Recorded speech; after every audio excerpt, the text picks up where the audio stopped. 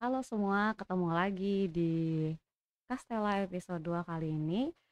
Kali ini aku mau share tentang hal-hal yang gak enaknya nih tentang di Korea. Jadi kan sebelumnya kan aku udah share lah intinya plus minus dulu di Korea. Nah sekarang ini akan dimulai dari yang pertama, topik pertama itu ada yang dia nggak enaknya dulu. Karena apa? Karena sekarang ini tuh lagi kebetulan memang lagi musim panas di Korea dan lagi serem-seremnya nih ada serangan ini nih gitu. Yang kayak kemarin kan aku juga udah kasih spoilernya. Nah, itu apa ya tuh tentang kecoa gitu atau German cockroach gitu. Jadi kecoanya itu beda dengan yang di Indonesia tapi kayaknya sih kalau ngelihat ngelihat itu sebenarnya mungkin ada di Indonesia tuh ada juga walaupun kayaknya jarang gitu ada di rumah-rumah gitu ya. Nggak tahu kenapa di Indonesia tuh walaupun ada tapi kayaknya agak-agak jarang karena menurut saya sih kayaknya mungkin karena predatornya itu cukup banyak ya, predator German cockroach yang sebenarnya kan dia secara fisik memang lebih kecil-kecil. Jadi mungkin karena di Indonesia juga segala macam serangga itu ada banyak makmur negara tropis kan. Jadi dia justru malah lebih terkontrol populasinya gitu. Nah, sedangkan kalau di Korea ini tuh ini tuh jadi kayak memang lumayan menjadi topik hangat kalau musim panas gitu. Jadi ya kita bahas ya tentang Jerman cockroach. Ya, aku juga sambil lihat-lihat nih ada apa namanya takut ada poin-poin yang kelupaan. Nah, jadi mungkin teman-teman bisa cari nih Jerman cockroach atau kecoa Jerman itu tuh dia secara fisik dia memang lebih kecil gitu. Jadi kayak dewasanya aja tuh mungkin ujung kelingking gitu ya. Jadi terus warnanya juga coklat muda gitu. Jadi sebenarnya kalau kita awal ngeliat itu nggak serem-serem banget gitu. Tapi kalau misalnya yang bikin serem tuh apa gitu. Jadi dia itu bisa banyak, nggak habis-habis gitu. Jadi awal-awal nih aku belum tinggal di Korea kan, ngeliat dari temen aku yang di Jepang kalau mulai masuk musim panas dia mulai hunting-hunting racun kecoa, trap kecoa gitu-gitu kan. Kirain kayak ada apa gitu. Ternyata ya memang ini juga jadi salah satu tantangannya. Nah, cuman mungkin kalau orang-orang yang tinggal di bangunan baru, apartemen baru gitu-gitu tuh nggak terlalu ngerasain masalah. Nah, cuman berhubung kita nih student, terutama misalnya student nih mahasiswa-mahasiswa yang hidup dengan beasiswa, yang mana sebenarnya gaji beasiswa itu biasanya dia di bawah standar UMR-nya Korea ya biasanya pada umumnya. Jadi agak struggling kalau misalnya mau bawa keluarga dan nyewa rumah gitu ya. Jadi harus cari-cari yang kemungkinan bangunannya misalnya udah lebih lama kayak gitu. Jadi apa namanya? Kadang-kadang bangunan lama ini nih yang misalnya tuh cukup rawan untuk mendapat serangan kecoa itu gitu. Nah, terus kayak misalnya ya kadang-kadang mungkin ada sih mahasiswa S3 tertentu memang yang kadang-kadang proyek dosennya banyak atau saya tahu lah ada beberapa memang intinya yang gajinya di atas UMR gitu. Jadi itu pengecualian ya atau kalau misalnya banyak proyek-proyek lainnya atau ada income-income lainnya tuh juga bisa lah. Tapi kalau misalnya pada umumnya nih mahasiswa S3 yang lainnya tuh biasanya tuh karena di bawah UMR jadi akan mencari rumah yang sesuai budget lah gitu. Nah, jadi itu bangunannya biasanya lebih lama. Nah, memang di salah satu tipsnya kan kalau bangunan lama itu cenderung tuh ada udah banyak crack-crack atau holes, lobang-lobang yang di situ tuh jadi mereka bisa bersarang gitu. Nah, oke sekarang kita bahas nih. Intinya pertama dia kalau dari segi fisik dia memang agak dia lebih kecil dan warnanya lebih muda. Mungkin nanti teman-teman juga bisa cek di Google ya, nanti kayak ada German cockroach itu kayak gimana.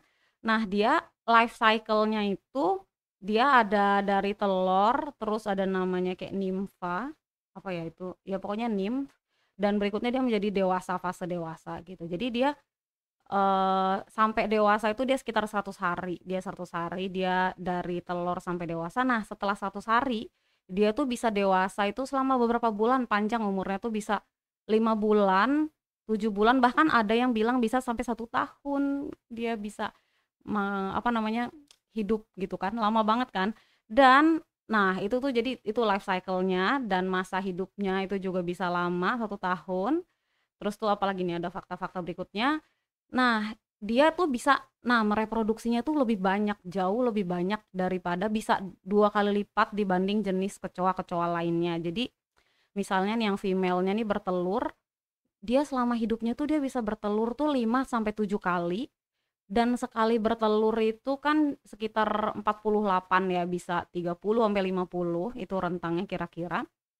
Terus ada juga yang bilang ada 48, satu telurnya itu ada 48 bayi gitu kan, bayangin aja. Jadi terus nanti dari kalau dia bisa bertelurnya 7, jadi memang dia bisa menghasilkan 350 ekor kecoa lainnya gitu. Jadi satu ekor female nih gitu. Jadi bisa melahirkan dalam masa hidupnya tuh 350, bahkan ada yang bilang sampai 400 atau 500 gitu ya kalau yang memang subur gitu. Jadi oh my god, itu ngeri banget sih. Jadi kalau misalnya nih ya, kan ada nih kita perkumpulan perempuan-perempuan, cewek-cewek Korea, atau ada grup-grup mahasiswa-mahasiswa Korea, orang Indonesia di Korea gitu, ada grup, suka ada aja nih tiap tahun yang misalnya summer nanyain gini, kalau cara racun kecoa apa ya gitu-gitu. Jadi banyak juga ada cerita yang dia itu kan, oh ya, fakta lainnya nih, dia suka di tempat yang panas. Nah, makanya musim panas ini dan juga humid, makin cepet dia reproduksinya, makin berdatangan.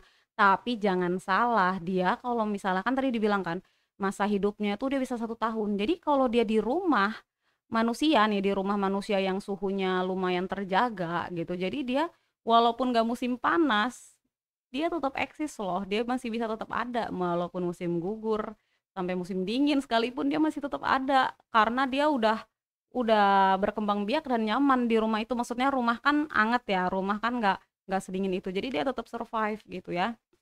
Nah, jadi tadi kembali ke dia suka yang anget-anget gitu. Jadi kalau di rumah itu dia suka yang anget-anget dan gelap terutama. Jadi dia tuh fase hidupnya gini, jadi dia bersembunyi sebenarnya. Dia bersembunyi di tempat yang gelap. Pokoknya dia bersembunyi lah dari manusia. Pokoknya siang-siang dia bersembunyi, ya, terang, di tempat terang tuh dia bersembunyi. Nah, malam itulah udah ketika makin gelap, dia mulai, orang manusia tidur, dia cari makan, dia keluar, dia cari makan, berkeliaran tuh di rumah gitu, cari-cari makan gitu. Tapi kalau ada orang misalnya lampunya nyala, dia mungkin akan kabur lagi gitu-gitu. Nah, terus itu intinya, nah, sama tempat-tempat anget ya, berarti anget dan lembab. Jadi dia suka bersembunyi katanya kayak di bawah wastafel, di balik-balik kayak apa sih, kitchen set, di balik lemarinya gitu kalau misalnya ada sela-sela. Terus di balik kulkas juga kan anget, atau di atas kulkas. Nah, di belakang-belakangnya itu juga yang gelap dan tak terjamah dan hangat. Itu juga menjadi area persembunyian kecoa, favorit kecoa itu gitu kan.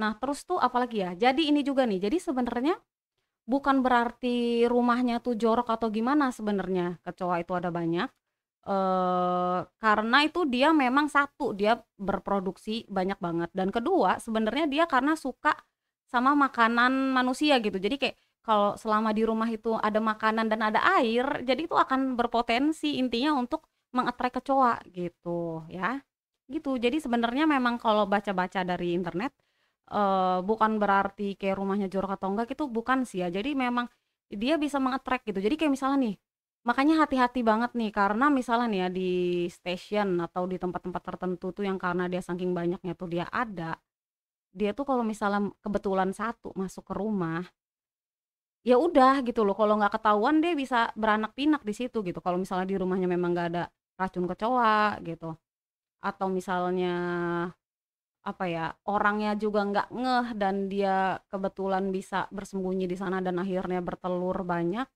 gitu. Pokoknya kalau orangnya polos-polos aja ya dia bisa makin banyak gitu. Jadi memang benar-benar butuh kesadaran tinggi ketika menghadapi kecoa ini gitu. Karena misalnya aku pribadi nih awal-awal misalkan dapat one room. Jadi kayak misalnya ada di rumahnya tuh ternyata ada nih gitu kan, kayak aku pikir ya udah, misalnya ya udah, misalnya yang itu tuh aku ya udah misalnya dibunuh atau diusir gitu ya, misalnya yang satu itu aku pikir ya udah gitu, tuh belum sadar kalau itu merupakan sebuah ancaman yang besar gitu.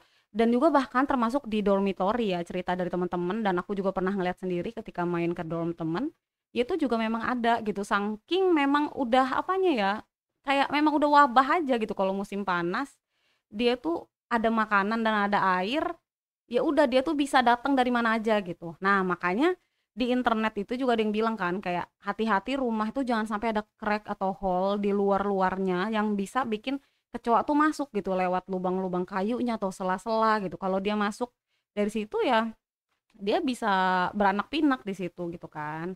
Nah, terus nanti insya Allah aku akan bahas lagi video selanjutnya tentang cara gimana supaya kalau tadinya ada, ya pokoknya semaksimal mungkin mengupayakan supaya dia bisa benar-benar hilang dari rumah dan juga, untuk antisipasinya gitu ya. Jadi pertama sih memang kalau mau cari rumah minimal emang kalau bisa jangan ada crack-crack-nya dulu karena itu akan mempersulit untuk membasmi kecoanya secara total, ya kayak gitu.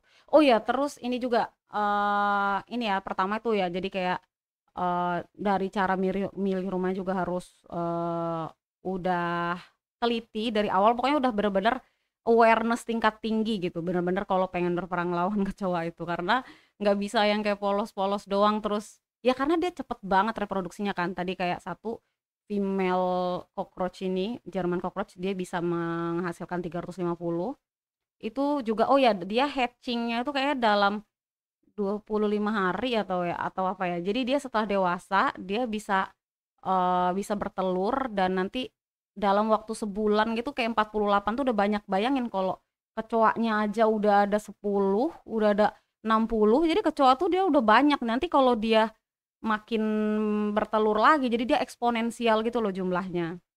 Kayak gitu ya. Dan ada satu fakta yang bikin paling mengerikan banget ketika aku riset dulu itu. Jadi tentang si German cockroach ini, eh jadi dia yang bikin aku makin merinding ketika baca-baca di Google itu.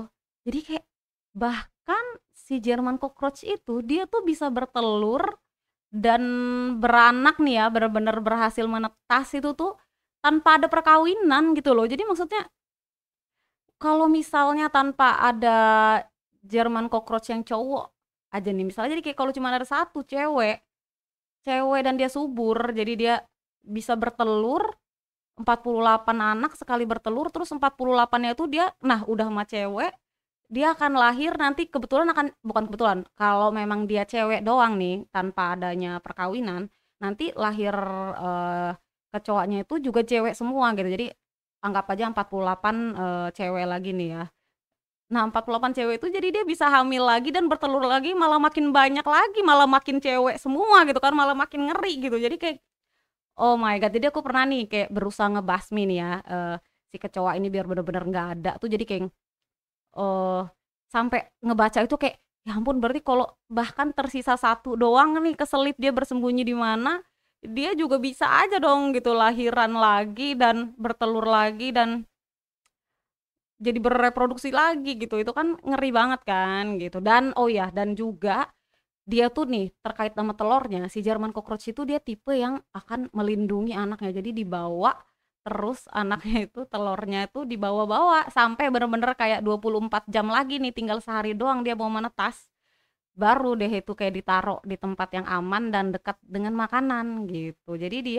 Hmm, jadi dia itu akan ngebawa telurnya kemana-mana si emaknya ini gitu. Jadi kayak wow. Jadi kalau misalnya ada yang bilang makhluk paling kuat di muka bumi ini itu adalah wanita, ya betul. Terutama wanita kecoa ya. Terutama kecoa wanita itu wah bahkan dia bisa melahirkan tanpa pria. Itu ngeri banget. Dan kalau dengar-dengar sih katanya kecoa itu udah ada dari zaman dinosaurus. Dan dia berhasil survive sampai sekarang. Nah itu coba deh bener nggak tuh ya teman-teman. Nah kira-kira itu penjelasan aku kali ini. Nah insya Allah nanti di video berikutnya aku mau cerita lagi nih tentang gimana sih tips-tipsnya, antisipasinya, teknis-teknis realnya buat bisa survive perang melawan kecoa kayak gitu ya. Dan juga kalau misalnya ada yang kurang-kurang atau ada yang mau ditanyain boleh teman-teman tanyain ke aku di komen kayak gitu. Terima kasih semuanya. Bye.